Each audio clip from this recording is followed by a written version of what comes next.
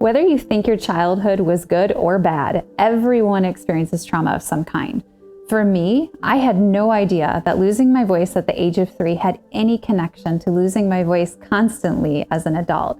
It basically got to the point where I felt frustrated, I was angry, and totally embarrassed for being sick all the time. I mean, I worked for a nutrition company and I couldn't stop having sinus issues. And because of that, I was still losing my voice into my 30s. One of the biggest challenges we saw when we first started this journey with rREST was that our society did not and still doesn't respect and acknowledge that children have a very powerful and complex set of emotions right from birth. Did you ever think it could have been an emotionally rooted issue? No, not at all. I would have never thought that.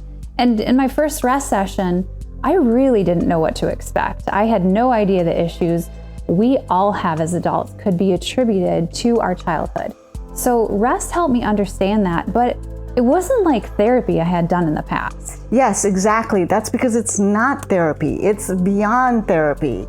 It's about unlocking pathways for you to expand and grow. Every time you hit the edge of your comfort zone, it's actually an emotional wall, and rREST can have you leap over it in a single bound. Yes, that's totally what it was for me with Dr. Cindy Scholes. It narrowed my issue down to a trauma that happened to me when I was 3 years old. Did you know what it was? No, at first I didn't, but then it was like this light switch had turned on. And suddenly I remember the moment. I was 3 years old. My friend from preschool died in my dad's arms. Even though I don't think of it as myself as having a traumatic childhood, this affected me deeply. And at the age of 3, my dad had to explain to me, as tough as it was, that I wasn't going to see my friend again. And that right there was the period of my childhood where I didn't speak. And I didn't realize that I had been carrying it around with me for so long. And what happened after your first few rREST sessions? I felt like a weight was removed off of my shoulders. It was a weight I didn't even realize I was carrying. I felt lighter, I was happier, I was more present. But I also haven't lost my voice or had a sinus infection since then. And so rREST, I just can't say enough about it.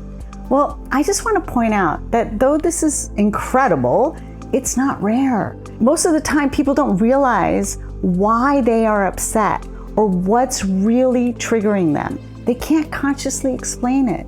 Yeah. So why and how was rREST developed?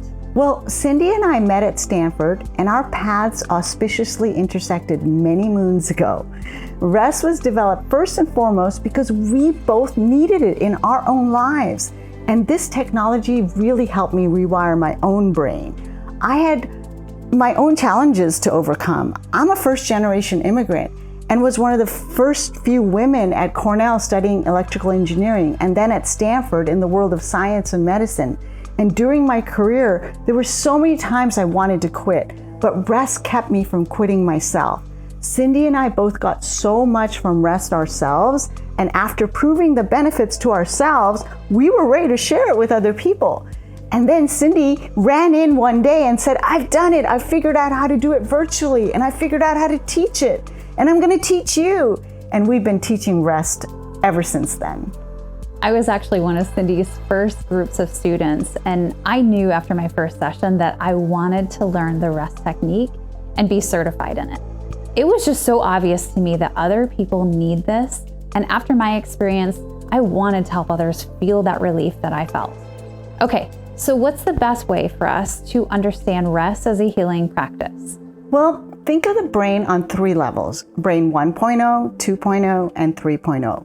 Brain 1.0 is ruled by the most ancient part of our brain, the amygdala and the brainstem, often referred to as the lizard brain. It's the oldest part of our brain. It gets triggered anytime we feel stress, anxiety, anger, fear, like fight or flight. And even though Brain 1.0 keeps us from jumping off of a bridge, it's hard to get ahead in life with just that. That's where Brain 2.0 comes in. Brain 2.0 is more evolved and activates our reward center. It's learned to find a carrot and chase after it. It's goal-oriented. It can help us create results and a sense of success, but it always needs more money, more stuff. Brain 2.0 eventually leads to burnout. And that's where rREST comes in. Yeah, rest helps us get to brain 3.0, the wise, integrated brain.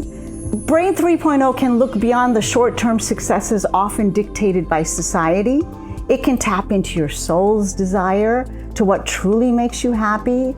The methods offered in rest permanently quiet the emotionally unpleasant childhood memories hidden away in our amygdala. The memory gets moved from the amygdala to the hippocampus, where it can no longer trigger us.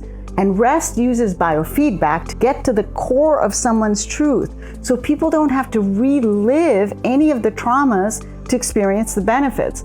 Basically, no matter who you are, your challenging experiences from early in life leave an emotional footprint that can be re-triggered anytime you feel stress or anxiety. We are born with full emotional complexities, and when we internalize so much of those emotional experiences without being aware of it as adults, you can be triggered by something unpleasant happening now and be taken back to an emotional response you felt a long, long time ago. And that's where rest is so impactful. Talk therapy only brings you back to a single memory, and probably not the exact emotions that are being triggered. That's exactly right. Rest is a specific step-by-step technique that allows your subconscious mind to grow and change.